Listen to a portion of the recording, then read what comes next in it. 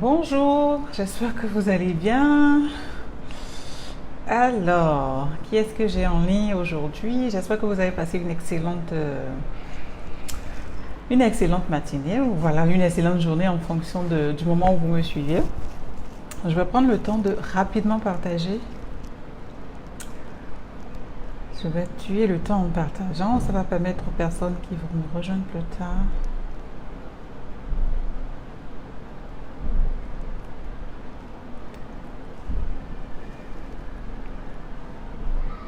de pouvoir se connecter.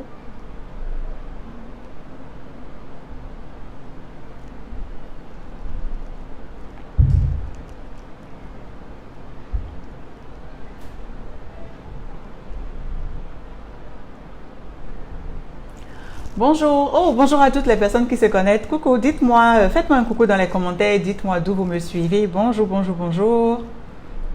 Je prends juste quelques minutes, non pas minutes, quelques secondes. Quelques secondes pour partager.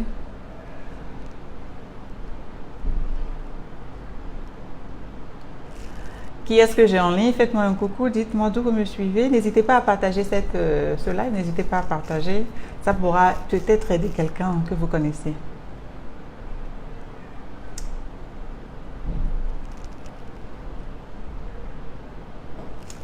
Bonjour, bonjour, bonjour. Encore un petit dernier partage. Et je serai complètement à vous.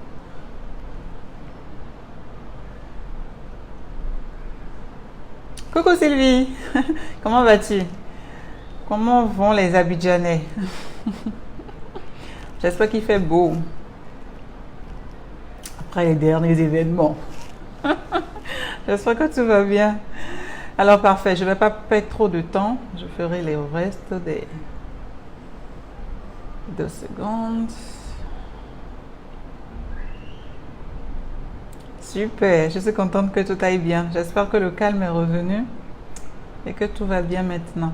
Nous allons parler aujourd'hui d'une notion très importante pour toutes les personnes vraiment qui veulent être des assistants de direction professionnelle. Et je pense même que c'est quelque chose qui va au-delà même, enfin, c'est quelque chose qui peut être utile à quelqu'un qui n'est même pas dans notre domaine. Coucou Sandrine. Aussi, waouh, j'ai une très bonne audience en Côte d'Ivoire. C'est génial.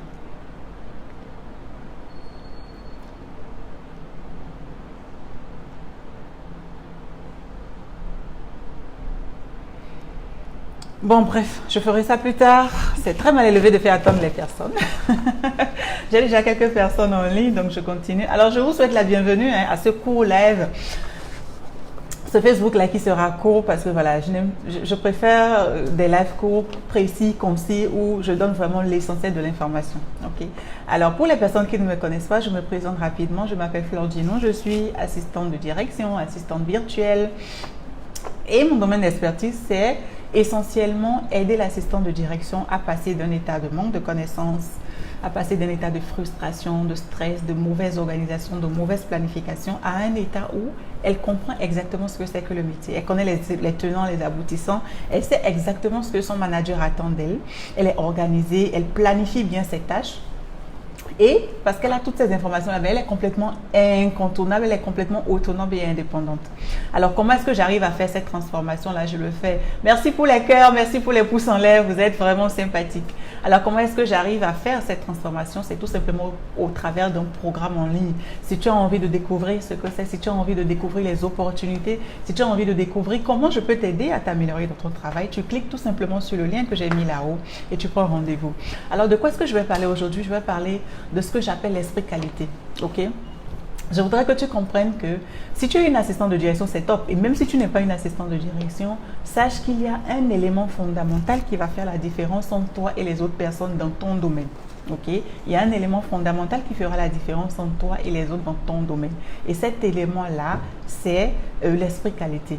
Alors, en tant qu'assistant de direction, il y a un certain nombre de choses, il y a un certain nombre d'aptitudes que tu dois développer. Ok? Il y a un certain nombre de choses sur lesquelles tu dois constamment travailler. Ce n'est pas quelque chose que tu obtiens du jour au lendemain. C'est vraiment quelque chose sur lequel tu travailles encore et encore et encore et encore. De sorte à vraiment maîtriser, de sorte à vraiment te maîtriser, de sorte à masteriser, si je peux m'exprimer ainsi, cette chose-là. Et c'est vraiment l'esprit qualité.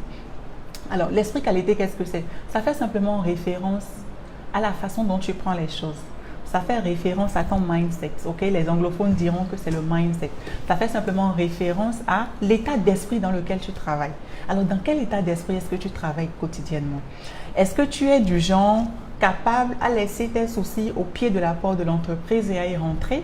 Ou tu es plutôt du genre à entrer dans l'entreprise avec tous tes soucis, tous tes fardeaux? On sait comme le monde est difficile pour certaines personnes, on sait comment c'est compliqué, il y a des situations vraiment abracadabrantes. Alors, est-ce que tu es du genre vraiment à faire la part des choses? Est-ce que tu es du genre à laisser tes soucis au bas de la porte en entrant dans l'entreprise, ou tu es carrément du genre à démarrer au quart de tour quand voilà, il y a ce collègue, il y a ce client, il y a ce partenaire voilà, qui ne fait pas les choses exactement comme tu voudrais? Okay. Dans quel état d'esprit est-ce que tu travailles? Est-ce que tu es du genre optimiste ou tu penses que voilà, la fin du monde c'est dans 2 heures de temps? Tu es constamment stressé, avec toi rien ne va, tu trouves toujours à dire sur tout. Quel genre de personne es-tu et dans quel état d'esprit tu travailles?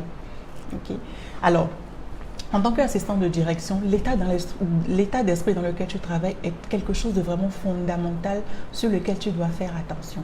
C'est vraiment quelque chose de très fondamental sur lequel tu dois faire attention. Tout simplement pourquoi? Parce que nous sommes dans un domaine relationnel. Que tu le veuilles ou pas, que ça te plaise ou pas, tu es dans un métier de relation, tu es dans un métier de service. Et je parle aux femmes tous les jours, je parle à des femmes, des assistants de direction.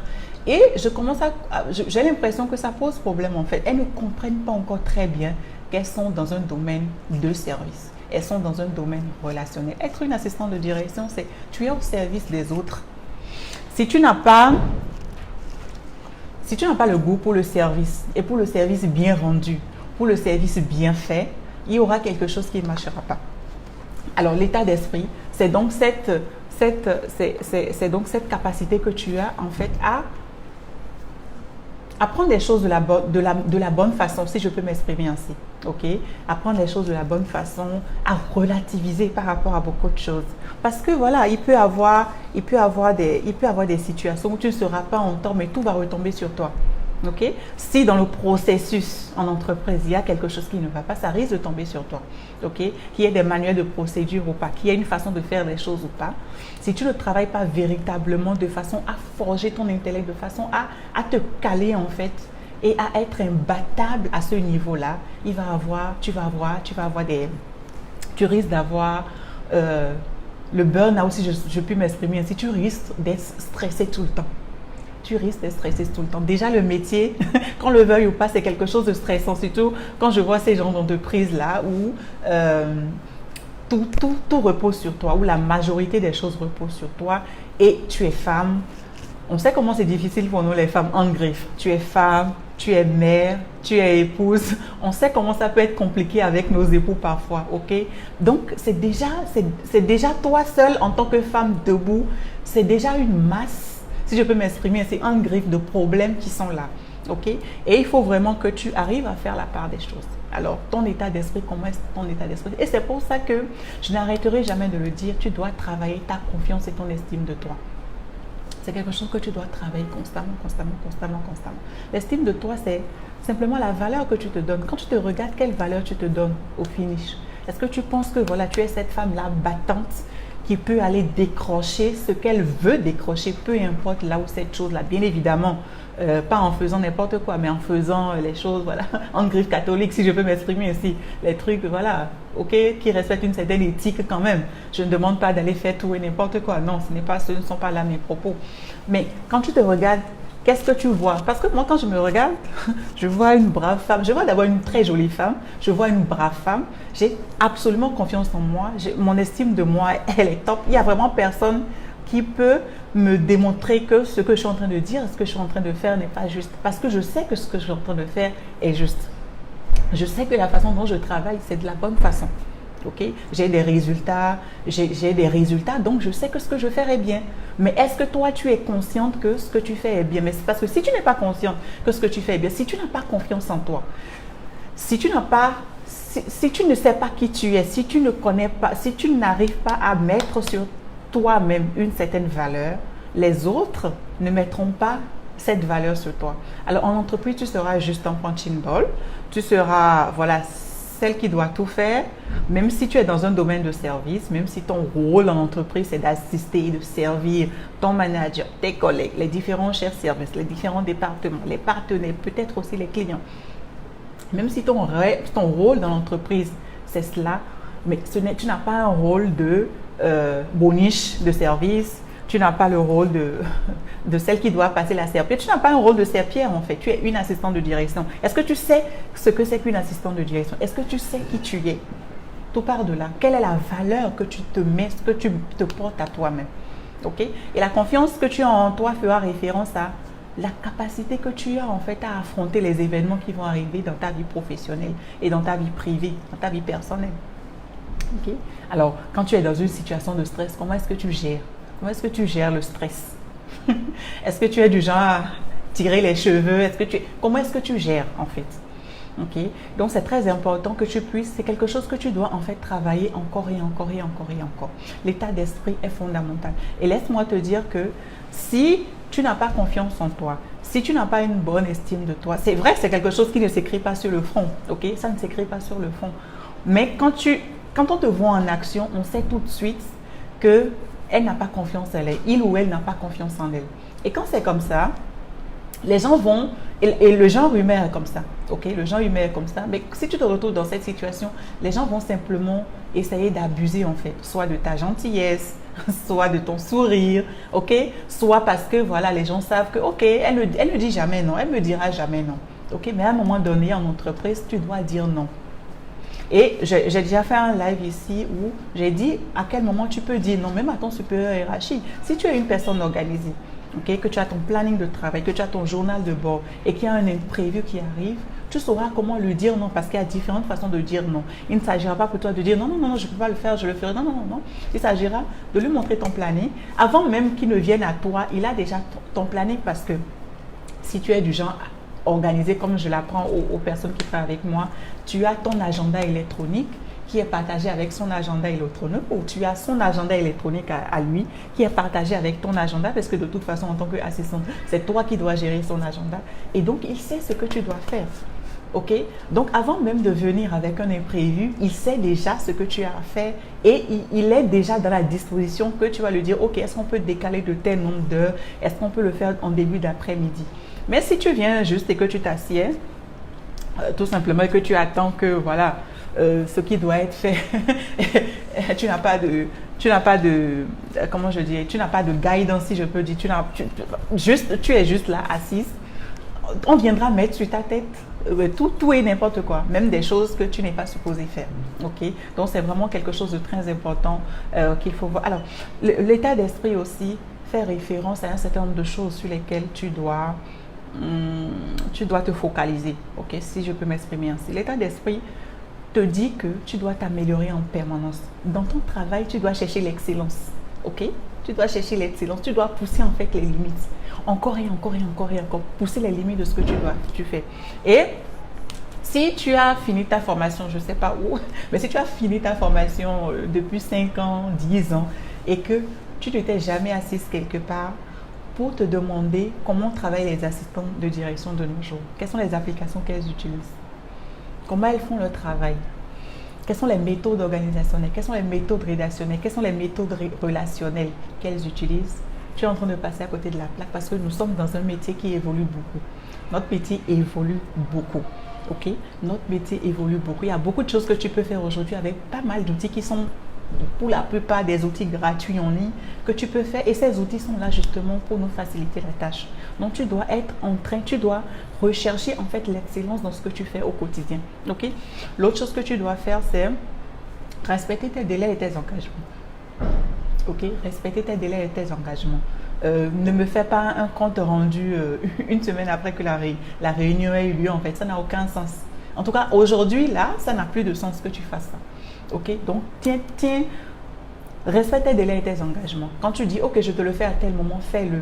Ça a aussi rapport à l'intégrité en fait, à ce que tu puisses respecter ce que tu sors de ta bouche, ce que tu dis, que tu puisses le respecter. Ok, et autre chose que tu dois garder en tête, Autre chose que tu dois garder en tête, c'est que tu dois être proactive. Dans notre domaine, il ne faut surtout pas jouer au médecin après l'amour. Ça, je le dis souvent. Il ne faut pas jouer au médecin après l'amour. Tu dois cultiver cette proactivité-là. Tu dois avoir la capacité de voir les choses venir. Et si ce que tu vois venir ne te plaît pas, si ce que tu vois venir sur le projet, sur la situation, sur je ne sais pas quoi en entreprise ne te plaît pas, tu as la capacité plutôt de changer la donne. Tu as la capacité de changer la donne et de rediriger cette chose-là dans le sens où les choses doivent normalement aller. Et c'est d'ailleurs pour ça que tu dois cultiver une très bonne relation avec ton manager. Okay? Tu dois pouvoir cultiver une bonne relation avec ton manager, lui poser des questions pour savoir exactement où est-ce qu'il a envie d'aller, où est-ce qu'il est en train d'aller. Et parce que tu sais où est-ce qu'il est en train d'aller, tu seras capable maintenant d'être une bonne aide à la décision. Parce que notre rôle en entreprise, c'est assister, servir, c'est aussi être une bonne aide à la décision. Ton rôle, ce n'est pas seulement rester derrière le PC, taper les courriers. Ça, c'est obsolète. C'est obsolète, complètement obsolète. Tu dois être une véritable aide à la décision. Mais si tu ne sais pas ce qui se passe en entreprise, si tu n'es au courant de rien, si ton rôle, c'est juste servir le thé, le café, tu ne pourras pas le faire. Ok, voilà ce que j'avais à partager avec vous aujourd'hui. Je ne sais pas s'il y a des questions. Je sais que j'ai beaucoup parlé et peut-être trop vite parce que j'ai un rendez-vous qui m'attend. Mais voilà ce que j'avais à partager avec vous. Si vous avez des questions, n'hésitez pas, mettez-les moi en commentaire. Partagez cette vidéo, ça pourra aider quelqu'un. Le lien est là haut si tu as vraiment besoin d'une session stratégique, si tu as besoin de te faire former, si tu as besoin, voilà. Si tu es conscient de tes lacunes et que tu vois que, voilà, tu es là, mais ce n'est pas encore ça. Okay? Tu fais le travail. Bon, tu es dans une entreprise, on te dit que c'est bien, mais tu sais que si tu sors de cette entreprise-là, tu ne pourras pas tenir ailleurs parce que les standards sont élevés. High level, les standards sont élevés. Et donc, tu le sais, tu sais pertinemment que si jamais tu quittes cette entreprise-là, et c'est d'ailleurs pour ça peut-être que tu es dans cette entreprise depuis 10, 15, 20 ans, et que tu refuses d'aller voir ailleurs, parce que tu sais que tes compétences sont obsolètes. Tes compétences sont obsolètes. Si tu es vraiment dans ce cas, si tu as envie, voilà, de voir autre chose, si tu as envie de passer à un autre niveau, si tu as envie de refresh un peu, si je peux m'exprimer ainsi, ces connaissances-là que tu as, de les update un peu, de les actualiser un peu, clique sur le lien. Prends rendez-vous et on en parle. Si tu ne me connais pas, je me présente, je m'appelle Flore Djinou, je suis assistante de direction, assistante virtuelle, formatrice et mon rôle c'est de t'aider, toi l'assistante de direction, à passer d'un état de manque de connaissances, de frustration, de stress, de mauvaise organisation, de mauvaise planification à un état où tu as la maîtrise du métier, tu développes tes compétences, tu développes tes aptitudes, je te donne des stratégies, des astuces pour que tu t'en sortes. Et parce que tu as tout ça, tu as le support, tu as un cours, un programme bien défini et mon support, mon accompagnement, vraiment tu deviens une assistante de direction incontournable, complètement à l'aise dans tes baskets, si tu me permets l'expression. Partage cette vidéo, si tu as des questions, n'hésite pas à me les mettre en commentaire. Je serai ravie de venir te répondre, je serai ravie de te donner encore plus d'informations. Prends rendez-vous et puis je te dis à très, très, très bientôt. Ciao! Et bon appétit si tu n'as pas encore déjeuné. Merci, merci, merci, merci pour les cœurs. À très bientôt.